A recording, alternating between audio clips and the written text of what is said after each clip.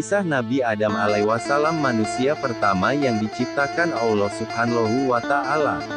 Banyak hikmah yang bisa diambil dari kisah Nabi Adam yang diturunkan sebagai khalifah atau pemimpin di muka bumi. Nabi Adam merupakan manusia pertama yang diciptakan Allah.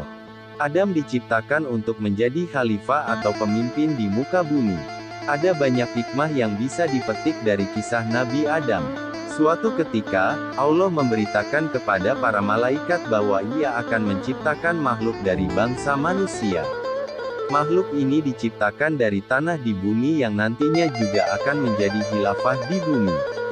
Allah pun memerintahkan para malaikat untuk mengambil tanah di muka bumi. Malaikat Israel berhasil menjalankan tugas dari Allah untuk mengambil saripati tanah di bumi. Allah lalu menciptakan manusia sebagai makhluk yang paling sempurna. Manusia diberi akal, tubuh, dan jiwa. Allah melengkapi ciptaan itu dengan meniupkan ruh Nabi Adam. Saat ruh di mulut, Adam bersin sambil mengucapkan, "Alhamdulillah, segala puji bagi Allah."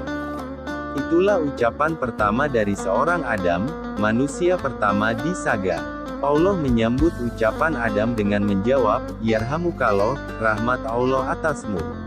Allah melengkapi Nabi Adam dengan ilmu pengetahuan. Para malaikat pun diminta untuk bersujud sebagai bentuk penghormatan pada Adam. Saat semua malaikat bersujud, ada makhluk berupa iblis dari bangsa jin yang menolak untuk bersujud. Iblis menolak untuk bersujud karena merasa lebih baik dari manusia karena diciptakan dari api. Mendengar jawaban itu, Allah lalu mengutuk iblis dan mengusir mereka dari surga. Nabi Adam pun berdiam dan hidup di surga selama beberapa waktu. Suatu ketika Adam merasa kesepian dan Allah pun menciptakan Hawa untuk menemani Adam. Adam pun menikahi Hawa dan mengizinkan mereka berdua tinggal di surga dengan syarat tidak mendekati pohon huldi.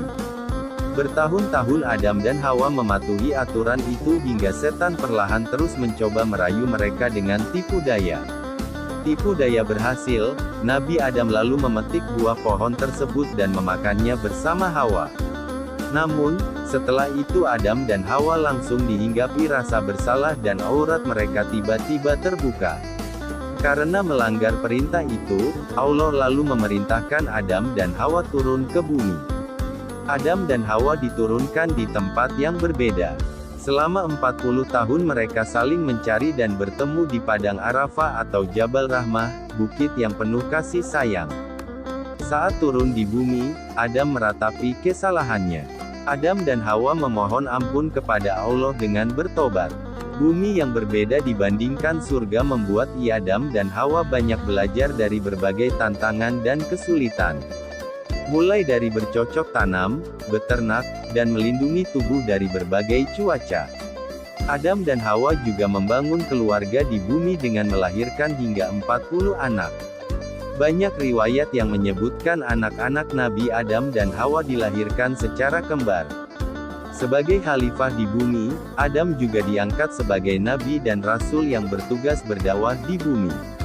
Adam menyampaikan dakwah kepada istri dan anak-anaknya mengenai ajaran keimanan kepada Allah Subhanahu wa Ta'ala. Nabi Adam juga menghadapi persoalan antara anaknya, Kabil, yang membunuh Habil. Adam sangat murka terhadap Kabil. Allah lalu mengaruniai Nabi Adam dengan anak laki-laki yang tidak memiliki saudara kembar, yang diberi nama Syits. Syits merupakan anak yang cerdas dan berakhlak baik. Keturunan Syits kelak melahirkan Idris. Nabi Adam lalu jatuh sakit saat berusia 960 tahun dan berwasiat kepada Syits untuk meneruskan dakwah. Malaikat lalu mencabut nyawa Adam, memandikannya, mengafani, menyalatkan, dan menguburkannya.